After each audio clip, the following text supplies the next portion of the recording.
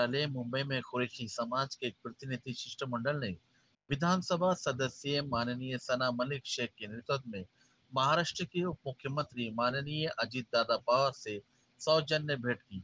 इस शिष्टमंडल ने समाज के सामने खड़ी गंभीर सामाजिक, आर्थिक और मानवीय समस्याओं को विस्तार से रखा। बैठक के दौरान स्पष्ट रूप से बताया गया कि गौरक्षा कानूनों और प्रशासनिक कार्रवाई के कारण जहां एक और कुरैशी समाज का परंपरागत व्यापार चौपट हो गया है, वहीं दूसरी ओर पशुपालन से जुड़े किसान भी पूरी तरह से प्रभावित हुए।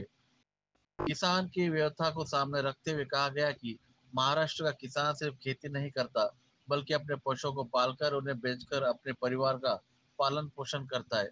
लेकिन अब जब हाट बाजारों में जानवरों की बिक्री पर रोक, पुलिस या दबाव और गौ संरक्षण के नाम पर कठोर कानून आड़े आ रहे हैं, तो उसकी रोजी रोटी ही खतरे में पड़ गई है। जानवर बेचकर घर चलाने वाला किसान आज खुद बिकने की हालत में है। शिष्टमंडल ने इन सभी मुद्दों को लेकर माननीय अजित पवार दादा को एक विस्तृत निवेदन पत्र यानी कि तकरार सौंपा और समाज तथा किसानों को न्याय दिलाने की मांग की।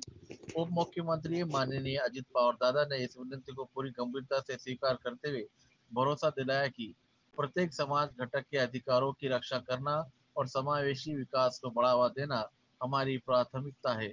किसानों और पशुपालकों के साथ कोई अन्याय नहीं होगा। सरकार जरूरी कदम अवश्य उठाएगी। इस महत्वपूर्ण बैठक में पुलिस महासंचालक माननीय रश्मि शुक्ला, मुंबई पुलिस आयुक्त माननीय देवेंद्र भारती, पूर्व मंत्री नवाब मलिक, नजीब मुल्ला और विधान परिषद सदस्य संजय खोड़के भी विशेष रूप से उपस्थित थे। आज की ये मुलाकात सिर्फ एक शिष्टाचार भेंट नहीं थी, बल्कि ये उन हजारों किसानों और समाजजनों की आवाज थी जो अब चुप नहीं बैठना चाहते।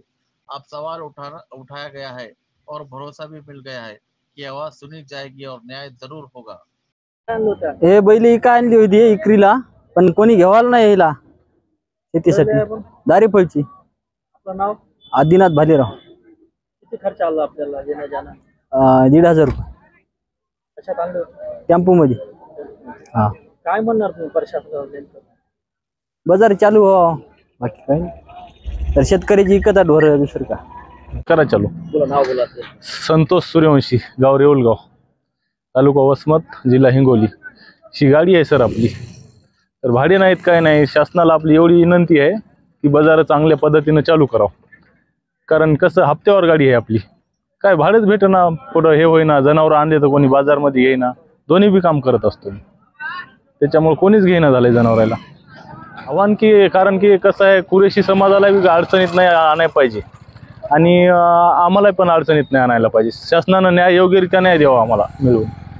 गाडी हमेशा त्रास द्यायलेत गाडीला, पोलीसवाले आडवे यायलेत, बजरंग दलवाले यायलेत, हे असं झालं तसं झालं, लावा मधात, काय चोरीचा माल राहते काय गाडीत, दिवसा ढवळ्या हमेशा गाडीला आडवे व्हायलेत कवाय बी, असं आहे ना।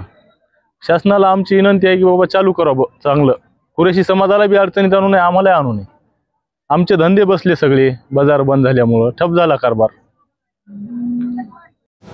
आपल्याला सगळ्यांना माहिती आहे की मधल्या काळामध्ये शेतकऱ्यांनी बऱ्याच तक्रारी केल्या आणि कुरैशी समाज यांनी हे म्हशी नेत असताना, बकऱ्या नेत असताना त्याच्याबद्दल त्यांना वेगवेगळ्या प्रकारच्या अडचणी येत आहेत आणि म्हणून त्यांनी संप पुकारलेला होता आणि शेतकरी सगळे म्हणत होते की ह्याच्यातनं राज्य सरकारने लक्ष घालावं आणि ह्याच्यातून मार्ग काढावा। आज आम्ही त्याच्याबद्दलची बैठक घेतली। नवाब मलिक, सना मलिक, नजीब मुल्ला आणि बाकीचे मान्यवर इथं आलेले होते।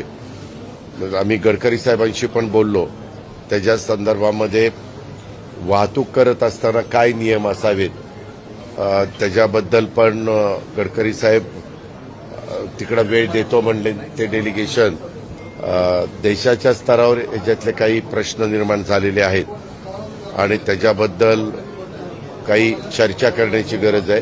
तर ते म्हणले की ते डेलिगेशनला इकडे पाठवून द्या, मी चर्चा करू काय मार्ग, आमचं परिवहन विभागाचं काय म्हणणं आहे आणि त्यांचं काय म्हणणं आहे, ह्याच्यातनं कसा मार्ग काढता येईल तो मार्ग आम्ही काढायचं काम करू। पण मी त्यांना म्हणालो की बाबा तुम्ही शेतकऱ्यांची खूप अडचणी निर्माण झालेली आहे तर तुम्ही जो काही संप केलेला आहे तो संप मागं घ्या. मग ती मीटिंग झाल्यानंतर त्याला रश्मी शुक्ला पण होते आणि आपले देवेन भारती पण होते. त्याच्यामध्ये आता त्यांनी व्यापारी आणि जनावरांची वाहतूक करणाऱ्या शेतकऱ्यांच्या येणाऱ्या या अडचणी सोडवण्याच्या करता शासन प्रयत्नशील आहे आणि त्याच्याबद्दल त्यांनी तो संप मागे घ्यावा अशा प्रकारचं आव्हान मी आजच्या मीटिंगमध्ये त्यांना केलं. त्या प्रतिनिधींनी सकारात्मक प्रतिसाद देत तो संप मागे घेतल्याचं जाहीर केलं. अशा प्रकारच्या ह्या 2-3 गोष्टी झालेल्या आहेत.